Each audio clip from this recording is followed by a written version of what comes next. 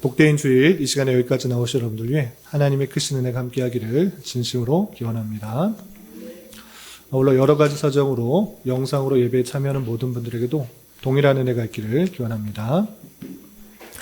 오늘은 계속해서 시편의 말씀을 살펴보도록 하겠습니다.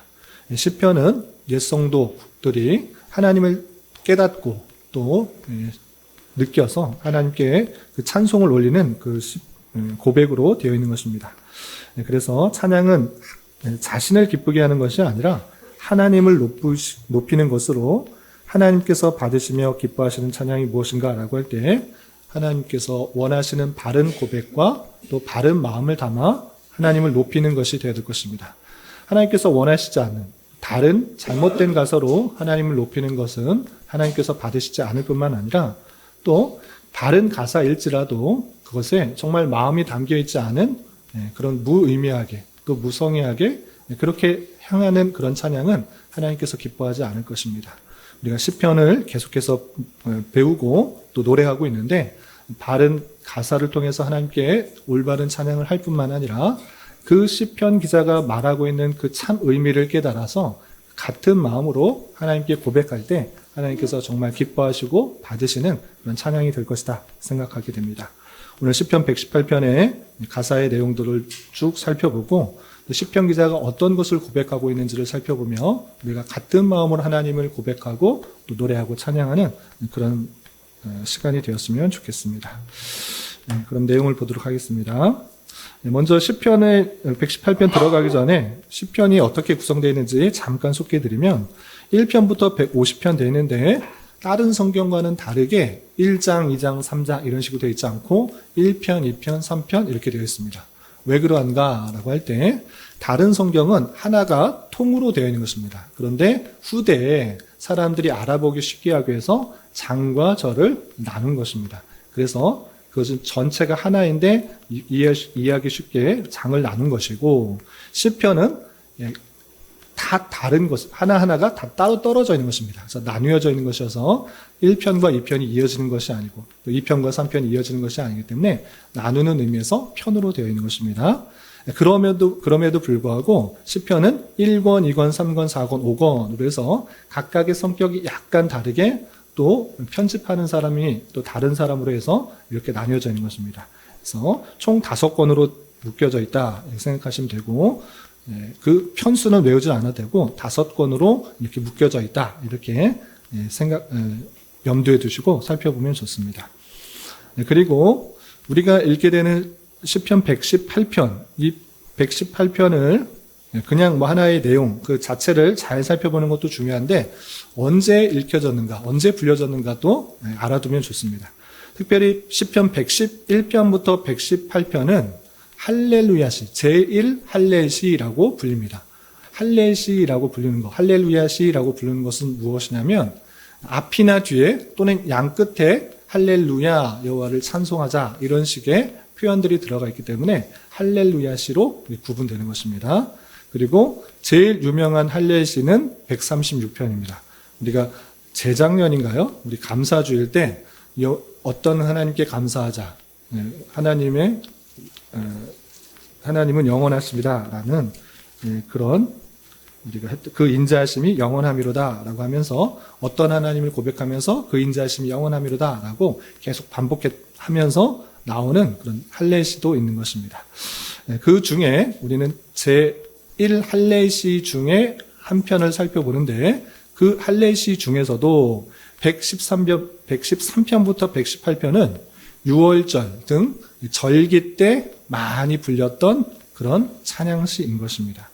그 중에서도 113편과 114편은 유월절 식사 전에 부르고 또 115편과 118편은 식사 후에 이 시편을 불렀던 전통, 유대인들의 전통들이 있다고 전해져 오고 있습니다. 그리고 시편 118편의 표제는 드러나고 있지 않지만 그래서 누가 어떤 상황 가운데 이것을 기록했는지 정확하게는 알 수 없습니다. 그런데 칼빈과 매튜 헨리는 이것은 다윗이 극한 고난과 그런 역경 속에서 하나님의 크신 은혜 가운데 다시 회복하고 구원받은 것에 감사하고 또 왕위에 오르면서 이런 고백을 하지 않았을까라고 추측하는 것입니다. 그래서 칼빈과 매튜는 이것은 다윗의시다라고 그렇게 기록되어 있는 것을 보게 되었습니다. 참고하시기 바랍니다. 그러면 본문으로 들어가도록 하겠습니다. 본문은 총 29절까지 쭉 되어 있는데 이해를 돕기 위해서 세 부분을 나눴습니다. 먼저 1절부터 9절까지 내용을 좀 살펴볼 텐데 1절부터 4절까지는 시편 기자가 여호와의 어떠하심들을 깨닫고 자신뿐만 아니라 이스라엘 백성들을 모두에게 함께 찬양하고 감사하자라는 그런 내용이 나옵니다. 1절부터 4절까지 쭉 한번 읽어보겠습니다. 시작. 여호와께 감사하라. 그는 선하시며 그의 인자심이 영원함이로다. 이제 이스라엘은 말하기를 그 인자심이 영원하다 할지로다. 이제 아론의 집은 말하기를 그의 인자심이 영원하다 할지로다. 이제 여호와를 경외하는 자는 말하기를 그의 인자심이 영원하다 할지로다. 계속 반복되는 표현이 있습니다. 어떤 표현입니까? 그의 인자심이 영원함이로다. 이렇게 표현되는데 우선 1절 여호와께 감사하라. 그는 선하시며 그의 인자심이 영원함이로다. 라는 그 구절은 본문인 시편 118편 1절과 마지막 절에 반복될 뿐만 아니라 시편을 쭉 읽어보신 분은 아시겠지만 대단히 많이 반복되고 있는 것입니다. 특별히 다윗의 시에서도 이런 표현이 많이 등장하고 있는 것입니다. 우리가 왜 감사해야 되는가? 하나님께 감사해야 되는가라고 할 때 하나님께서 선하시기 때문에 하나님이 악하시다면 감사할 필요가 없지만 하나님은 선하시고 그리고 그의 인자하심, 여기서 인자라는 표현이 반복되고 있는데 인자는 여러분들 교환에도 잘 표현했다시피 우리나라 말과 정확하게 맞는 그런 표현은 찾기는 힘듭니다. 그러나 이해를 돕기 위해서 설명을 하면 하나님께서 그의 택하신 백성들에게 언약을 맺어주시고 끝까지 지켜보아하시는 놀라운 사랑, 이것을 인자, 헤세드라고 표현할 수가 있는 것입니다. 그 헤세드, 하나님의 택하신 백성들을 끝까지 지켜보아하시는 것이 어느 한순간이 아니라 영원하기 때문에 그 인자심, 택하신 백성들을 향하신 언약과 그 언약을 신실하게 지켜주시는 것이 영원하기 때문에 우리는 그 언약 가운데 있기 때문에 감사할 수 있다는 것입니다. 그래서 당장은 어떻게 좀 안 좋아 보일지라도 하나님께서 약속하신 것을 끝까지 지키시는 놀라운 사랑이 있기 때문에 마땅히 여호와께 감사해야 된다라고 표현하고 있는 것입니다. 이 여호와의 인자심이 영원함으로 감사할 수 있는데 이것은 시편 기자 혼자만 감사하겠다라고 하는 것이 아니라 이스라엘 집, 그 아론의 집, 그 제사장들이 나오는 그 제사장들 그리고 여호와를 경외하는 그 모든 사람들이 생각하면서 하나님의 그 인자심을 깨달아 감사하고 또 찬양해야 된다라고 말하고 있는 것입니다. 특별히 시편 기자는 자신의 체험을 바탕으로 그 인자하심들을 깨달았던 것입니다. 시편 기자는 고통 중에 있었지만 하나님께 기도하고 간구하였을 때 신실하게 응답하여 주시고 내 편이 되어 주셨다라는 것들을 고백하고 있습니다. 그래서 5절부터 7절까지 계속해서 읽어보겠습니다. 시작. 내가 고통 중에 여호와께 부르짖었더니 여호와께서 응답하시고 나를 넓은 곳에 세우셨도다. 여호와는 내 편이시라. 내가 두려워하지 아니하리니 사람이 내게 어찌할까? 여호와께서 내 편이 되사 나를 돕는 자들 중에 계시니 그러므로 나를 미워하는 자들에게 보응하시는 것을 내가 보리로다. 시편 기자가 어떤 고통인지 모르지만 큰 고통 중에 여호와께 부르짖었던 것입니다. 여호와께 부르짖고 간구했을 때 하나님께서 외면하신 것이 아니라 그 기도와 간구에 응답하셔서 그 고통 중에서 해결하신 것입니다. 그러면서 느낀 것입니다. 아, 하나님께서는 기도를 들으시는구나. 간구를 들으시는구나. 내 편이 되어주시는구나. 나의 도움이 되어주시는구나. 이것을 깨달아 하나님께서 택하신 그 백성, 나를 향한 그 놀라운 계획들을 깨달아 하나님께 감사하며 찬송을 하고 있는 것입니다. 또한 시편 기자는 다른 어떤 사람들, 다른 어떤 것을 의지하는 것보다 여호와를 의지하고 피하는 것이 낫다라고 이렇게 고백합니다. 8절 9절 계속해서 읽어보겠습니다. 시작. 여호와께 피하는 것이 사람을 신뢰하는 것보다 나으며 여호와께 피하는 것이 고관들을 신뢰하는 것보다 낫도다. 사람은 높은 사람, 좀 힘있어 보는 사람, 그런 사람을 의지하고 또 신뢰하기 쉽습니다. 그러나 그 하나님의 놀라운 도움을 깨달은 자, 그 간구의 응답을 경험한 자는 사람, 고관들, 높은 지위 있는 사람들을 의지하는 것이 아니라 여호와께 피하고 여호와를 의지하는 것이 옳은 것이구나. 그것이 훨씬 더 나은 것이구나를 깨닫게 된 것입니다. 시편 기자는 그것을 깨달아 더욱더 하나님께 피하고 그 인자하신 일들을 같이 찬양하자라고 촉구하고 있는 것입니다. 계속해서 10절부터 16절까지는 실제 자기의 체험을 바탕으로 구원이 되신 여호와 그 하나님이 어떤 분이신을 고백하는데, 특별히 10절과 11절은 현재 처한 상황 속에서 이런 다짐을 하고 있는 것을 볼 수 있습니다. 10절, 11절 계속해서 읽어보겠습니다. 시작. 문 나라가 나를 에워쌌으니 내가 여호와의 이름으로 그들을 끊으리로다. 그들이 나를 에워쌌으니 내가 여호와의 이름으로 그들을 끊으리로다. 문 나라가 많은 나라들이 나를 에워싸고 많은 사람들이 나를 힘들게 하는 그런 상황 속에 있을지에 나는 여호와의 이름으로 여호와를 의지함으로 그 모든 것들을 끊고 승리하겠다라고 다짐을 하고 있는 것입니다. 그들이 아무리 에워싸도 하나님을 의지하고 하나님의 이름으로 그 모든 것들을 해결해 나가겠다라고 다짐을 하고 있습니다. 또 비슷한 표현으로 12절, 13절에는 이렇게 표현하고 있습니다. 12절, 13절 계속해서 읽어보겠습니다. 시작. 그들이 벌들처럼 나를 에워쌌으나 가시덤불에 불같이 다 없어졌나니 내가 여호와의 이름으로 그들을 끊으리로다. 너는 나를 밀쳐 넘어뜨리려 하였으나 여호와께서는 나를 도우셨도다. 문 나를 공격하는 그 원수들은 계속해서 벌들처럼 정말 떼어낼 수 없도록 계속 따라다니면서 힘들고 어렵게 하지만 그 어려웠던 그 모든 것들이 한순간에 바뀌어서 그 모든 것들이 가시덤불이 불에 타는 것 같이 확 불살라서 없어져서 그 모든 것들이 해결되었다라고 표현하고 있습니다. 이것은 내 힘으로 한 것이 아니라 여호와께서 내 기도에, 내 간구에 응답하셔서 그 모든 문 나라의 원수들을 다 없앴다. 나를 넘어뜨리고 힘들게 하려 했으나 하나님께서 도우셔서 그 모든 것들이 한순간에 다 없어지게 만드셨다. 이렇게 고백을 하고 있습니다. 그러면서 여호와께서 전적으로 구원해 주셨다는 것들을 고백하며 이렇게 찬양하고 있습니다. 우리 14절부터 16절 계속해서 읽어보겠습니다. 시작. 여호와는 나의 능력과 찬송이시오 또 나의 구원이 되셨도다. 의인들의 장막에는 기쁜 소리, 구원의 소리가 있으며 여호와의 오른손이 권능을 베푸시며 여호와의 오른손이 높이 들렸으며 여호와의 오른손이 권능을 베푸시는도다.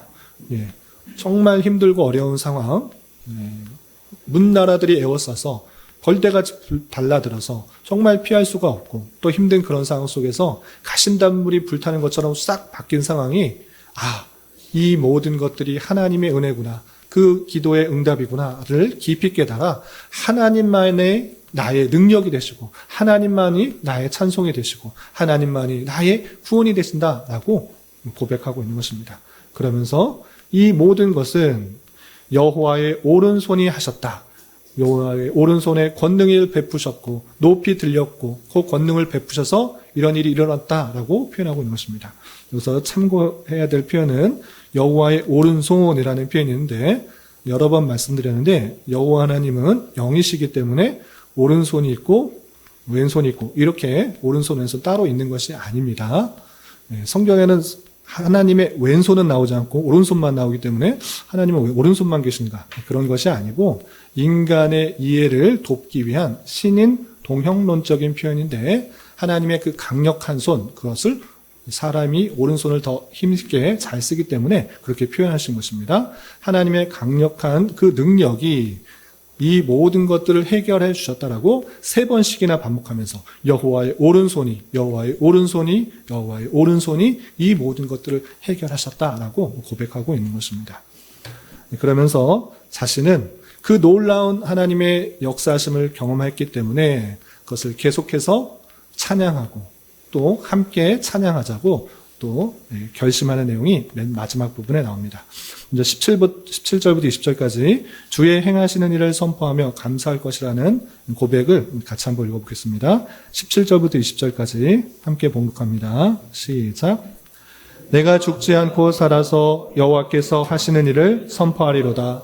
여호와께서 나를 심히 경책하셨어도 죽음에는 넘기지 아니하셨도다. 내게 의의 문들을 열지어다. 내가 그리로 들어가서 여호와께 감사하리로다. 이는 여호와의 문이라 의인들이 그리로 들어가리로다. 하나님의 놀라우신 은혜를 깨달은 자로서 나는 죽지 않고 이것을 알려야겠다. 다른 것을 알리는 것이 아니라 나는 여호와께서 행하시는 그 일, 그것을 선포하고 알리겠다라고 다짐하며 결심합니다. 그리고 비록 정말 어렵고 힘든 일을 겪었지만 이것은 하나님께서 나를 경책하시는 것이고 나를 더 훈련시키려는 것을 깨달아 죽음에까지 이르게 하지 않고 나를 그냥 크게 하나님을 의지하게 하는 방편으로 하나님을 바라보게 하는 그런 방편으로 나를 세우셨다라고 고백하면서 하나님께 더욱더 감사하고 또 하나님께 더욱더 나아가려고 하는 그 모습들을 고백하고 있는 것입니다. 계속해서 21절부터 24절 하나님께서 그 기도와 간구에 응답하시고 구원하신 것에 대해서 감사하고 이것이 모든 것들이 하나님께서 행하신 것이라고 계속해서 고백하며 기뻐하는 모습도 있습니다.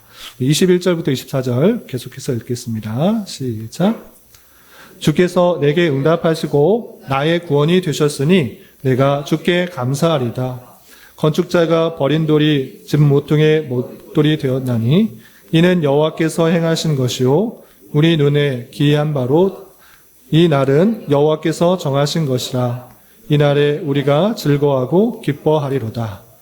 주께서 내게 응답하셨고 나를 구원하셨으니 정말 감사하면서 이 모든 것들이 하나님께서 행하신 것이고 이것을 정하신 것이기 때문에 우리가 더욱더 주를 기뻐하고 감사하며 나아가자라고 이렇게 고백을 하고 있는 것입니다. 그리고 맨 마지막에는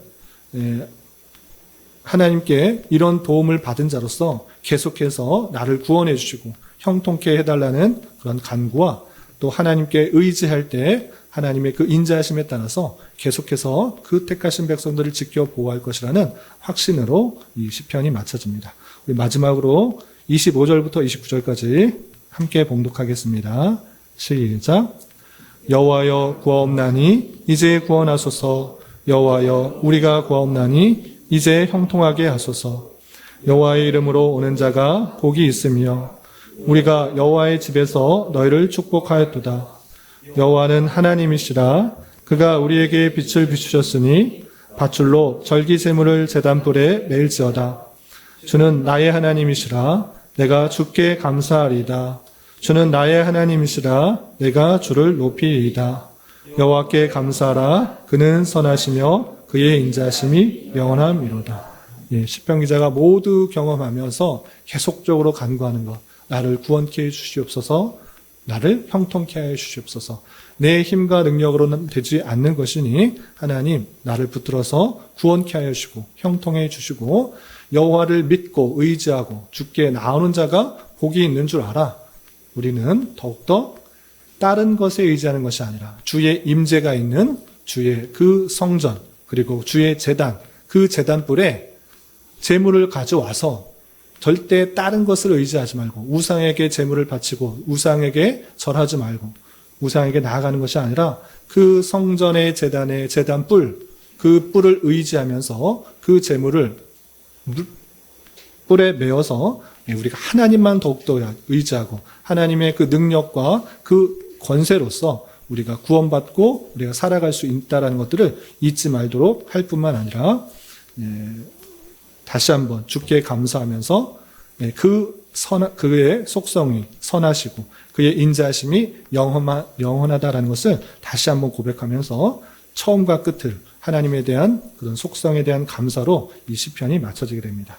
이것이 6월절에 구원받은 것을 확신하는 그 모든 그 절기에 있어서 식사 후에 우리의 능력과 우리의 모든 것이 주께로부터 나온다라는 것들을 고백하며 찬송했던 시인 것입니다. 이 내용을 통해서 교훈받을 수 있는 것들을 세 가지로 정리하겠습니다. 여러분 교환을 참고해 주시기 바랍니다. 시편 기자는 왜 여호와께 감사하고 있는가를 생각해 봤으면 좋겠습니다. 시편 기자는 여호와께서 선하시고 그 인자심이 영원하기 때문에 이스라엘 아론의 자손 또 여호와를 경외하는 자가 마땅히 그 인자하심을 찬양해야 함을 강조하고 있습니다. 특별히 그것을 어떻게 깨달았는가라고 할 때 그냥 선조들이 하는 말을 그대로 옮긴 것이 아니라 자기가 깊이 깨달았던 것입니다. 자기가 고통 중에 있었는데 여호와께 부르짖고 간구했더니 하나님께서 그것을 들으시고 그 어려움을 이기게 하신 것입니다. 넓은 곳에 이끌게 하셨다라는 것들을 고백하고 있습니다. 그러면서 하나님께서 내 기도에 들으셨네. 내 기도를 안 들으시는 것이 아니라 들으셨네. 그러면서 고백한 것이 오늘 설교의 제목과 같이 하나님께서 내 편이 되어주셨다. 내 편이시라 라는 것을 깨달았습니다. 그런데 제가 여기서 궁금하게 생각한 것이 있습니다. 하나님께서 왜 내 편이 되었을까? 왜 시편 기자의 편이 되어주셨는가를 잘 생각해야 되는 것입니다. 모든 사람들이 기도할 때 하나님께서 어떤 사람의 기도를 들어주는가, 어떤 사람의 편이 되어주셔서 기도를 들어주셨는가를 잘 생각해야 되는 것입니다. 그런데 왜 하나님께서 시편 기자의 편이 되어주셨는지에 대해서 정확하게 표현되고 있지는 않습니다. 그러나 아주 중요한 표현이 나타나고 있는데 그것은 무엇이냐?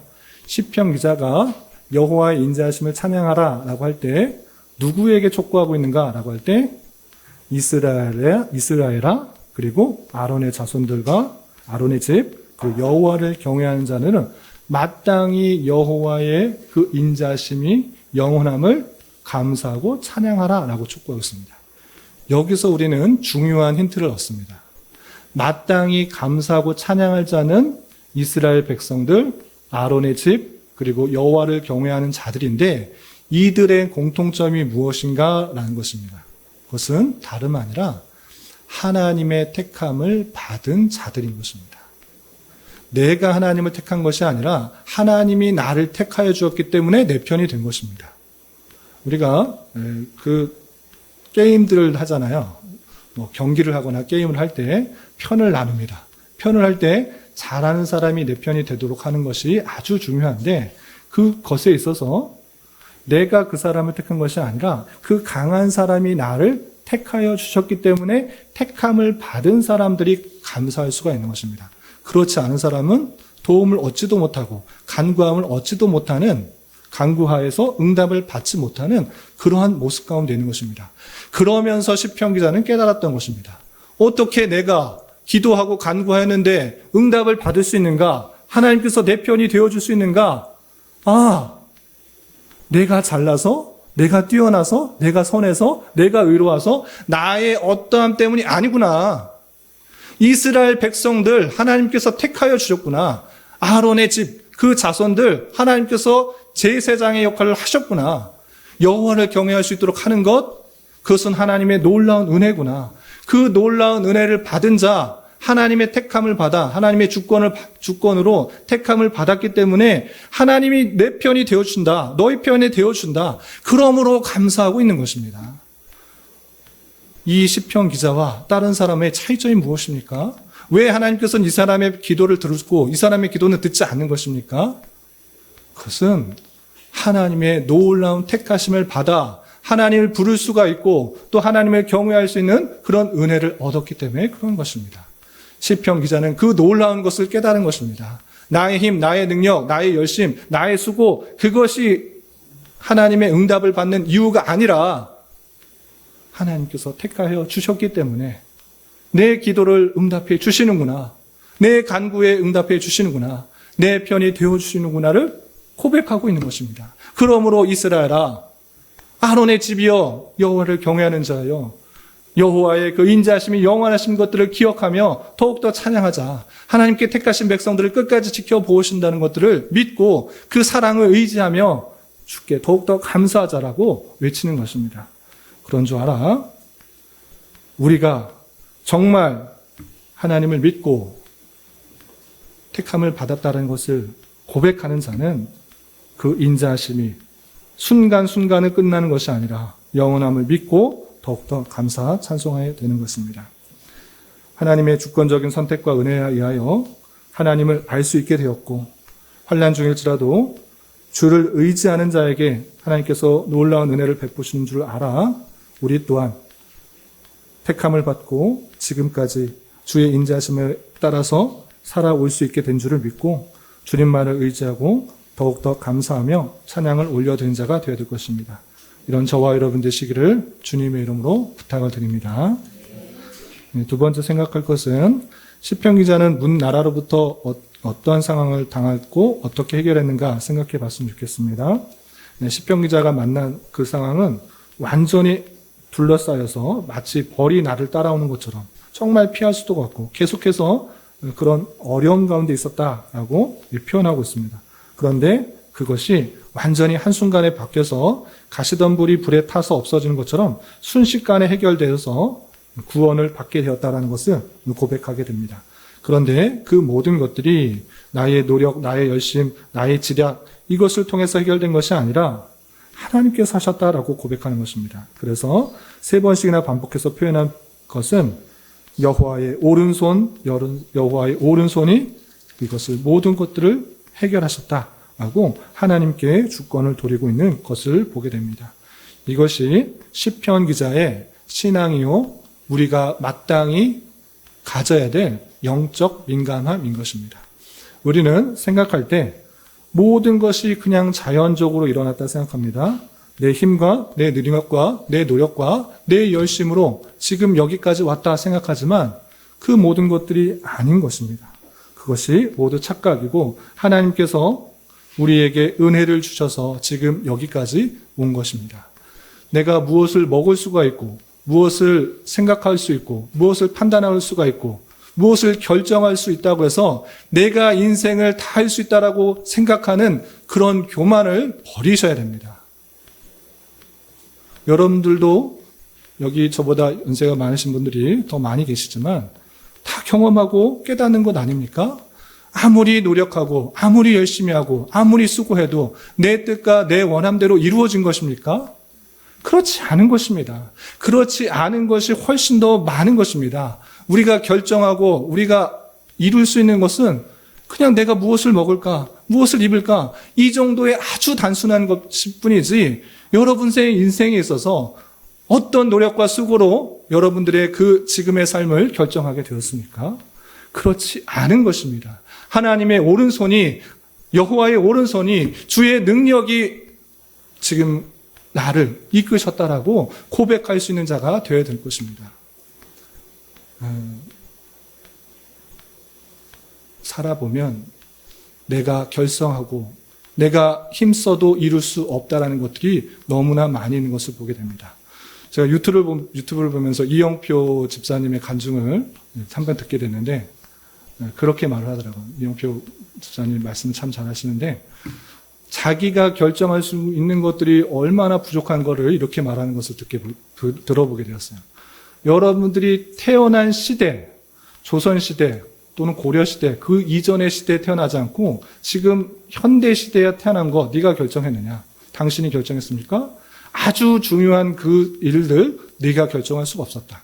그리고 우리나라에 태어난 거 여러분들이 결정했습니까?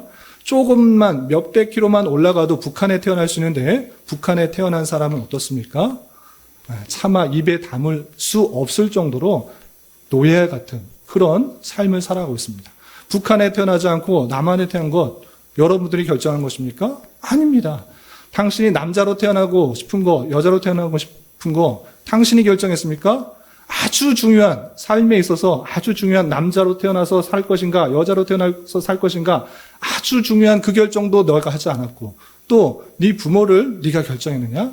나는 금수저 밑에서 태어나고 싶었는데 우리 부모님은 태어나봤더니 아무것도 가진 사람이 없고 깨어진 가정이고 왜 이런 가정에서 태어났는가? 아주 그 중요한 자리에 있는데 내가 결정할 수 있었던 무엇이 하나 있었느냐? 아무것도 없었다. 네가 결정할 수 있는 것은 무엇을 먹을까? 무엇을 입을까? 무엇을 할까? 내일 무엇을 할까? 이 아주 작은 정도의 이걸 하면서 내 인생을 내가 마음대로 할 수 있다라고 생각하는 그 교만을 다 버리자라고 하는 것을 들어보게 됩니다. 우리가 지금 이 자리에 이 상황에 있는 것 하나님의 주권 가운데 다 알 수 없는 그 놀라운 은혜 가운데 하루하루 순간순간 이 자리에 있게 되었다는 것을 고백하면서 주님만을 더욱더 의지하며 주님의 이끄심에 민감하게 반응하며 살아가는 자가 되어줄 것입니다. 이런 저와 여러분 되시기를 주님의 이름으로 부탁을 드립니다. 마지막으로 한 가지 더 생각하고 말씀 좋겠는 것은 시편 기자가 이 모든 것을 깨달으면서 무엇을 선포하며 결심했는가 생각해 봤으면 좋겠습니다. 시편 기자는 정말 죽을 보비에서 이겨나서 나는 이제 죽지 않고 하나님의 어떠하심들을 행하심들을 선포하며 살겠다. 하나님의 인자하심들을 계속적으로 고백하며 나아가겠다. 이렇게 다짐과 결심을 하고 있습니다. 그런데 자신에게 결심하는 것에 그치지 않고 어떤 표현인가? 27절에 보면 그가 우리에게 빛을 비추셨으니 밧줄로 절기 제물의 제단불에 맬지어다 라고 표현하고 있습니다. 우리 함께 그렇게 하자라고 표현하고 있습니다. 제단불에 절기 제물을 묶는 행위는 무엇입니까? 우리 제물 헛된 우상에 갖다 바치지 말고 하나님께 바쳐주자. 하나님께 나아가자. 그 제단 뿔을 의지하여서 살아가는 자가 능력이 있고 힘이 있는 것이며 우리를 위해서 이 땅에 오신 예수 그리스도를 생각하도록 하는 그 제사를 잊지 말도록 하는 그 의미인 것입니다. 이런 밧줄로 절기 제물을 제단불에 메어서 하나님만 의지하고 하나님의 은혜, 하나님의 대속의 은혜만을 생각하도록 촉구하고 있는 이 시편 기자의 그 말씀은 결국 예수 그리스도의 대속을 통해서 확증되었다는 사실들을 잊지 말아야 될 것입니다. 하나님께서 우리를 사랑하신다 말로만이 아니라 인생에 먹고 사는 문제 그것 정도가 아니라 죽고 사는 문제를 해결해 주시기 위해서 하나님의 본체이신 하나님의 형상이신 그 예수께서 우리의 죄를 위하여 십자가에 달려 돌아가셨다. 먹고 사는 문제 걱정 근심하지 말고 인생이 사느냐 죽느냐의 문제 그것에 더 관심 가지고 자신의 아들을 독생자를 이 땅에 보내시고 십자가에 달려 돌아가심으로 우리의 그 사랑을 확증하신 그분만을 의지하고 그분만을 믿으며 살아가는 자가 되어야 될 것입니다. 우리는 주어진 말씀을 통해 그 하나님의 놀라운 사랑들을 깊이 확인해야 될 것이고 매월 시행되고 있는 성찬을 통하여서 더욱더 확증하고 주님께서 우리를 사랑하시고 피 흘리기까지 우리를 지켜보아신다는 사실을 잊지 않으며 그의 놀라우신 인자와 감사에 찬양하며 살아야 될 것입니다. 이런 삶을 살아갈 수 있는 저와 여러분이 되시기를 주님의 이름으로 부탁을 드립니다. 기도하겠습니다. 하나님 아버지 감사합니다. 오늘 말씀을 통해 내 편이 되어주셔서 환난에서 구원케 하신 것에 감사하며 더욱더 주를 찬양하기로 다짐하는 시편 기자의 말씀을 대하였습니다. 이런 말씀을 대하는 자로서 오직 하나님의 주권과 예정 가운데 택하심을 받아 주님의 백성이요 자녀가 된 것을 늘 감사 찬송하며 때때로 맞게 되는 다양한 어려움들 속에서 더욱더 주님만을 의지하며 살아가는 자 되게 하여 주시고 내 힘과 지혜와 능력만을 의지하기보다는 겸손히 주님이 주신 은혜 가운데 맡겨진 일들을 잘 감당하며 여러 가지 어려움도 이겨나갈 수 있는 자 되게 하여 주옵시고 주어진 생애를 나의 기쁨과 만족만을 위한 삶이 아니라 주님을 찬송하며 주님의 거룩한 이름이 높여지기를 더욱더 힘쓰는 삶 살게 하여 주시옵소서. 예수님의 이름으로 기도 올리옵나이다. 아멘.